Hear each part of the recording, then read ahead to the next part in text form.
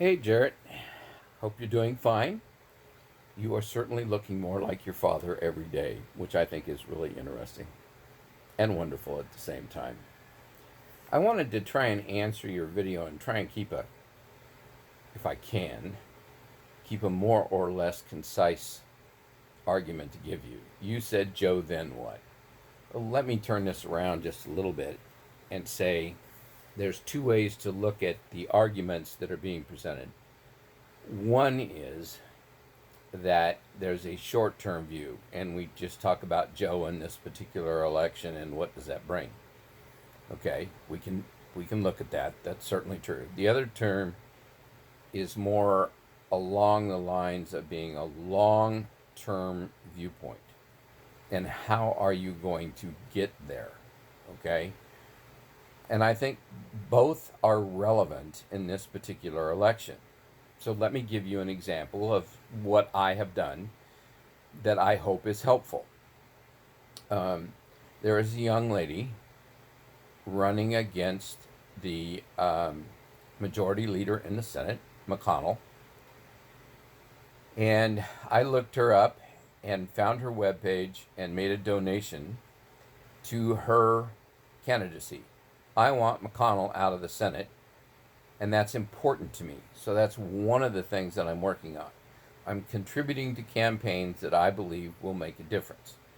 And getting McConnell the hell out of the Senate is one of them.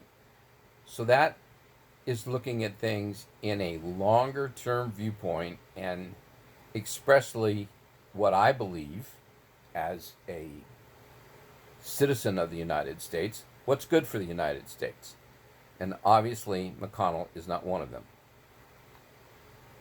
The second thing I want to look for, and California does have, by the way, is they have mail voting. MAIL. Okay? So they have vote by mail. So if you or any of the young people that you talk to, my suggestion is call your county elections department and get that ballot sent to you, so you won't be waiting in line when it comes time to vote. I do, in my county, we have vote by mail as well. It's throughout the state of California.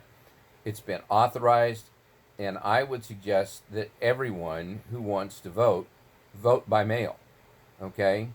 It only takes a phone call, or should only take a phone call, to get your ballots sent to your home. They're very easy to fill out. Um, Extremely easy. All you have to do is follow the instructions, and they're not that difficult. And everybody gets to vote. That's the first thing. Everybody should be voting, and everybody should know how they can vote, particularly in your county. Your county is notorious, absolutely notorious, for electing Republican leadership. Yet your county is overwhelmingly Democratic. That means people aren't voting, and they should be voting. That's very, very important. Okay? Just to point out the notoriousness of your county, is Darrell Issa running again for Congress? He's not running from Orange County where he lived. He's now living in San Diego and is going to run in your county. Why in God's name would you elect that man? Okay? The millions and millions and millions of dollars that man spent on a worthless investigation for Benghazi, I can't even imagine why you would, while San Diego would even consider that person. Now, the short term piece is elect Joe or not elect Joe. I don't think,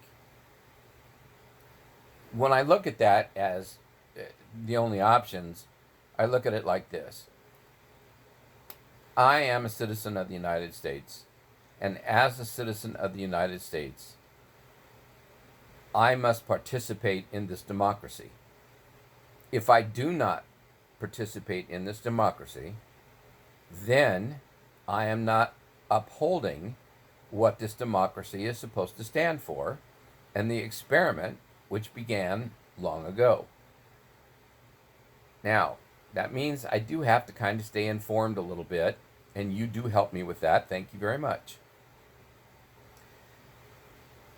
So that means that I'm going to need to vote. I'm going to need to vote for someone who probably had, or someone or some party, and I'm more along the lines of party in this particular instance, that has the same viewpoint that I have. The viewpoint, and both you and I voted probably for the same candidate who got 37% of the vote in the state of California and was the Democratic winner in the state of California by a few percentage points, and that was Bernie. And I like Bernie for the same reason you did, okay? Or you do. I like the fact that he talked about universal health care. And I like the fact that he talked about the ability to go to college through the bachelor's degree level and do that on taxpayer dollars. I think that's wonderful. And as I've told you before in some other posts, it's been shown to work. For people who have forgotten, we did have such a program available to us at the end of World War II, where the veterans, the returning veterans, came home, were able to go to college or a trade school. So I have to put that in there as well, a trade school. And when they went to college, they were even paid to go to college. So it wasn't just paying the tuition, it was actually paying them a stipend to go to school. And at the end of that, we had such a boom in the American economy that it's the only time we've had a boom that large. So does it work? Everybody asks, how are you going to pay for it? Well, you're going to have so many citizens making a lot more money than they would have otherwise that it's probably a pretty wonderful thing. And I don't know why people even talk like that, but they do. So when I look at it, I have to look at this from a standpoint of who best suits, or where does my philosophy and the party's philosophy, or the people that I want to vote for. Voting for people is a misnomer in the United States. I realize that voting for Joe or voting for Bernie, you like Bernie better. I get that. I do too. But I also know that voting for a specific individual isn't quite as important as voting for a political party and a political philosophy. And the one exception to that is our current president, because he's basically taken all of, you talked about principles. He's taken all of the principles out of the Republican Party, and since they have no principles, they're not on my list of people to vote for. Democrats, on the other hand, by and large, have the same philosophy that I do. Now, and that includes, and I know Joe has said this, about offering a public option as part of the Affordable Care Act. When the Affordable Care Act was passed, it didn't have a, quote, public option, unquote, but it did have incentives for states to come into the system early and allowed more people to be on public assistance. But the Republican Party has consistently dismantled those. So there are many people that were eligible under the Obama administration, and they are not eligible now. And that includes some parents of children, which is your normal or standard Medi-Cal program, but because they're using the 1988 standards of poverty, and they have not adjusted those at all, then the parents aren't eligible. Single people, not so much either, especially if you're over the age of 20, or 27, I think it is 26, on your 27th birthday. So I need to look not only at the candidate himself, but the party platform. And the 2020 party platform has not yet been established. And it will not be established until sometime in the middle of June.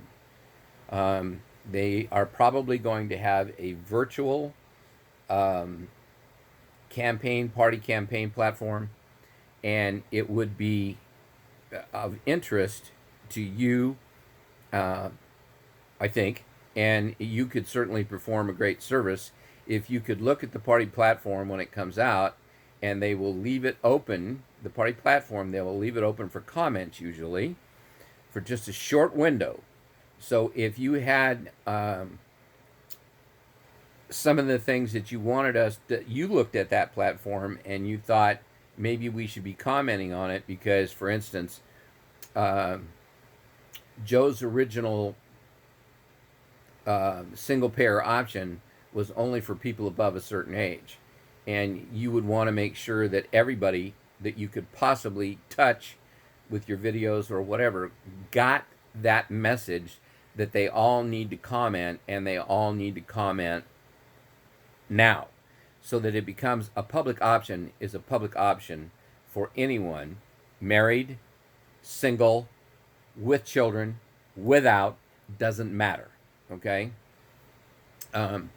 If they do that and they make a public option, what will happen is that within a few short years, most everyone will be under the public option because they can't afford regular health insurance unless it's given by their employer. So picking the public option would not only be good, this is funny, picking the public option would not only be good for the individual and their family, it would also be good for their employer because they would wind up paying less in healthcare costs for their employees and still getting very good healthcare. At least my healthcare is pretty good, and I'm on the public option. So that would work. The other thing I wanted to relate this to is you talked about choosing not to vote, okay? That's not participating in a democracy. The fact that you like someone or don't like someone, yeah, I get your point about that. But if you don't vote, you're not participating.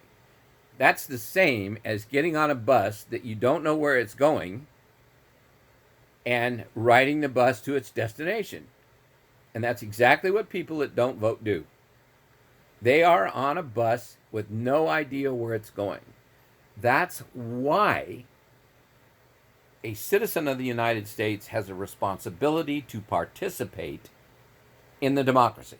If you don't, you're on the bus to nowhere. And or in the case of President Trump, you're on the bus going backwards at a high rate of speed. I don't know if you want to do that or not. So you look at this more of a short term, which is, I guess, just this one election. What can you do? Number one is you can decide what policies, when the policy for the Democratic Party comes out, those policies for those who caucus with the Democratic Party will have to adhere to those policies. So you'll want to know when those policies are published or just prior to publishing when they're looking for public comment. That's important on the short term. Second thing on the short term is not only voting for the president, but voting down ballot for the party that you believe has the best options available to you. Again, we could get into options that are available, but the point is that a person who's participating is looking those things up and working with them. So if you're voting down ballot, you're also moving towards long term in the voting principles that you talked about. What are the principles that I want? I want certain principles to be looked at within the government of the United States. And as those principles are looked at, then I have to make a decision on who I want. Do I want someone, for instance, that says women shouldn't have health care rights? Okay, there should be no health care rights for women. And that's basically one party's stance on it. The men who are voting on it, which I think should be made illegal, are voting to say, no, we don't want women to have rights. The other party says, we do want reproductive rights for women. Well, I have a decision to make. Which one do I think is compatible with my belief system?